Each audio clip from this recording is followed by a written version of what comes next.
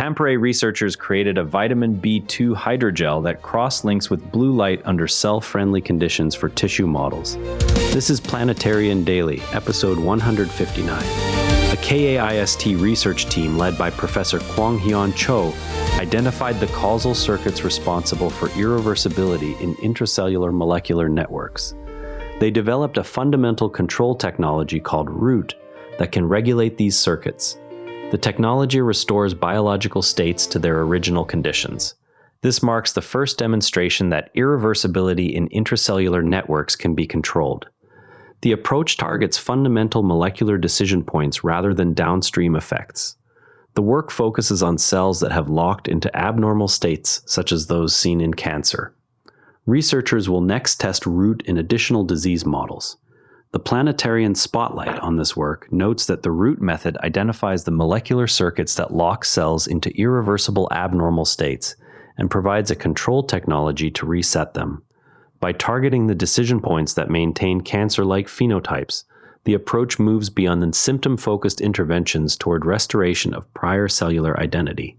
It directly addresses one of the central open questions in regenerative biology: whether cells that have crossed apparent points of no return can be returned to functional normalcy. The next data to watch are the first tests of ROOT in intact tissue or animal models of disease. Now shifting to a very different area of research. Researchers at Tampere University developed a versatile hydrogel platform that makes it easier to create customized biomaterials. Their plug-and-play cross-linking technology enables the design of a wide range of hydrogels. Biological molecules such as proteins, peptides, and nucleic acids can be incorporated under gentle, cell-friendly conditions. The method relies on vitamin B2 and blue light to form the gels while preserving cell viability. The platform supports applications in tissue engineering, disease modeling, drug discovery, and regenerative medicine. The work appears in the journal Cell Reports Physical Science. Next steps include testing customized biomaterials in specific disease models. Building new tissues leads naturally to watching how natural tissues assemble in the first place. Johns Hopkins medicine researchers developed a technology that captures a three-dimensional molecular snapshot of hundreds of hair follicles as they develop. They then reconstructed the fourth dimension of time to create a stop-motion animation. The animation reveals how this organ forms from initial cell clusters. The approach records dynamic spatial and temporal changes during organ development. The research was published in the journal Cell. The method provides a new way to observe how organs assemble in 3 dimensions over time.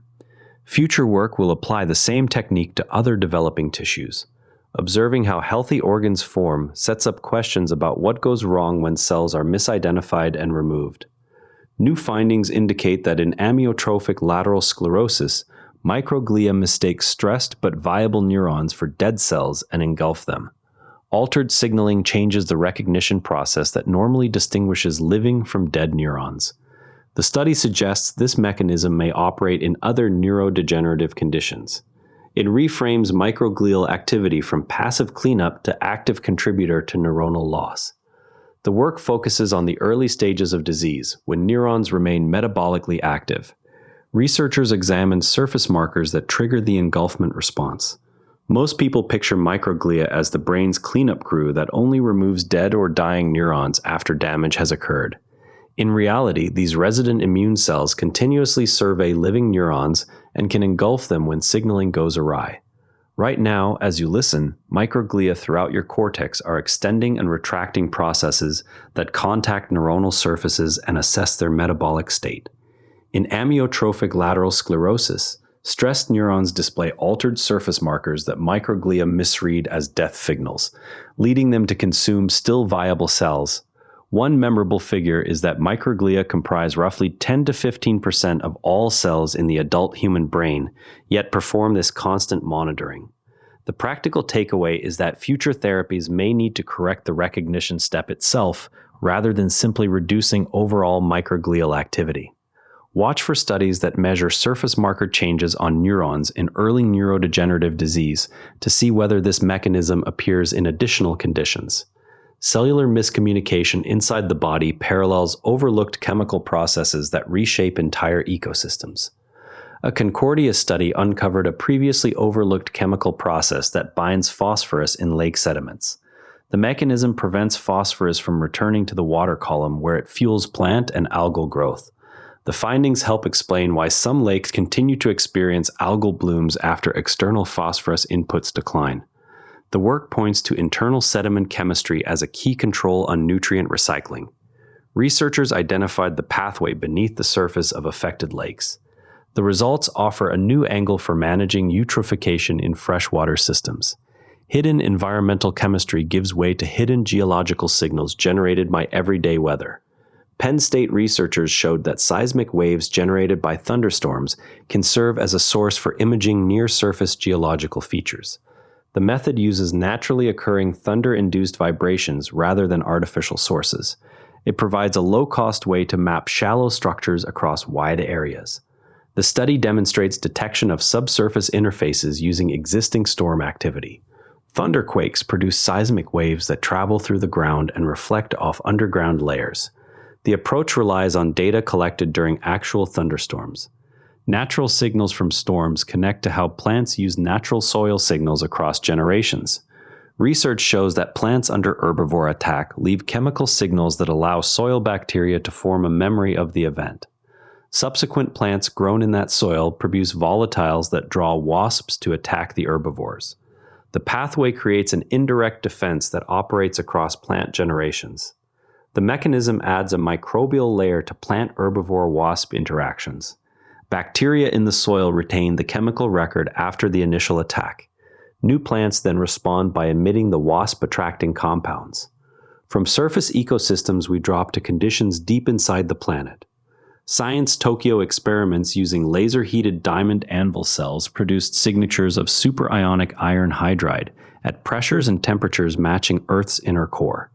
The results suggest light elements such as hydrogen can create this exotic state in the core. The work supplies new constraints on core composition and dynamics. Researchers identified experimental signatures of the superionic phase under relevant conditions. The findings provide new insights into the composition and dynamics of Earth's deep interior. Further measurements will refine models of core heat flow. Before we go, keep an eye on the first tests of the root technology in animal models of disease. That covers today's science and health news. Share this with someone who's curious about the latest research. I'm Patrick in Vancouver. See you next time. And if you'd rather watch than listen, find us on YouTube at NERA Network. Links in the show notes. One more thing.